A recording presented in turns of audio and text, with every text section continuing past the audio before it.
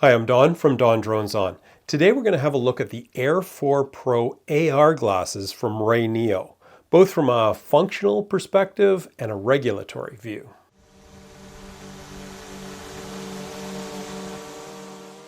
I bought these glasses with my own money. RayNeo had nothing to do with my purchase. So what are they? Well, they're basically tinted glasses that connect to devices like phones or drone controllers with this cable, allowing the device's display to be projected into your field of view. They're labeled as AR or augmented reality glasses, but frankly that's a bit of a stretch, since the displayed image doesn't in any way interact with the real world like true AR. It's just being displayed into your view through the glasses. But whatever, the labeling really doesn't matter because they're still fun. The cool part is how simple they are to use. You just plug them into your device and they work. DJI drone controllers like RC2 or the RC Pro 2 work perfectly. And fairly recent phones with USB-C ports will also work as long as their USB-C port has DisplayPort functionality. The glasses take both power and video from your device, so there's no batteries to charge, which is, of course, great. RayNeo offers an adapter at extra cost for devices with only HDMI ports or older style Apple Lightning ports. They also have a USB-C adapter that allows you to use the glasses and charge your device at the same time. Now, I didn't purchase any of that, but I haven't had any issue with excessive battery drain due to the glasses. So let's talk about two use cases: drone flying and simply watching videos. For drone flying, they're absolutely fantastic. They plug into your drone controller and boot up in a flash. Your entire controller screen is mirrored into the glasses. Now, unfortunately, it's difficult to show you, but imagine seeing the equivalent of maybe a 48-inch screen superimposed on your view. The screen is bright enough for sunny days. The only issue I found is that if I wore a light-colored shirt, I could sometimes see that reflected up into the glasses, which was a little bit strange, but not a huge problem, really. And while you can sort of see through the displayed image, I found that in order to walk around or to actually see my drone in the air, I had to tilt my head up and look under them or around them or push them down on my nose. And you can do that fairly easily, allowing you to keep an eye on the display as well as keeping your drone in visual line of sight. It's certainly good enough that you can maintain full situational awareness. So, in my opinion, you don't need a spotter while using these glasses. They don't significantly reduce your field of view, which is the key Transport Canada regulatory issue with FPV goggles. You certainly have full peripheral vision. Now, if you're just looking at your camera view through them without watching your drone at all, then Transport Canada will consider that naughty. Just like staring at the camera view on your regular controller. That's considered a no-no as well, at least for drones over 250 grams. But used properly, these glasses can be the best of both worlds. A very immersive experience without losing your ability to maintain VLOS and situational awareness. But there's another interesting twist to these glasses. They offer an amazing view for spectators. Normally, if you want to share your camera view with a friend or a curious bystander, they have to kind of squint over your shoulder at your screen.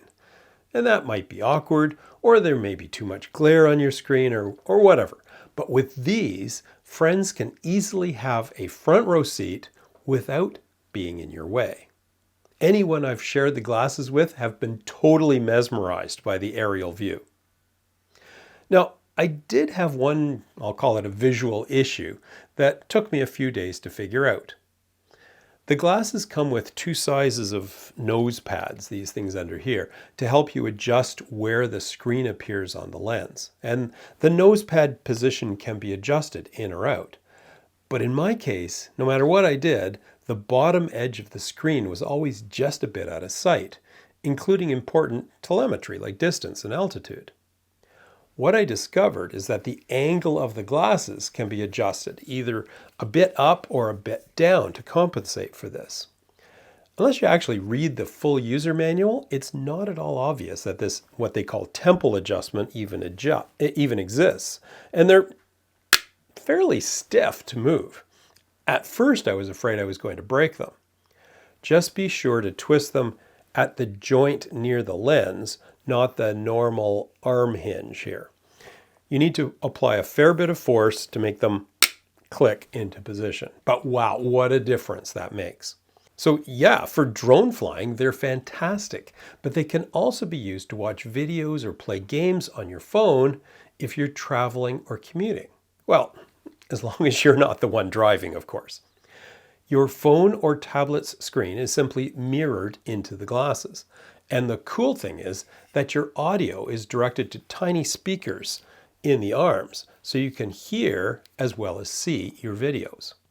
Obviously, there's more sound leakage than with, say, earbuds, but at moderate volumes, you can barely hear anything if you're more than a couple of feet away.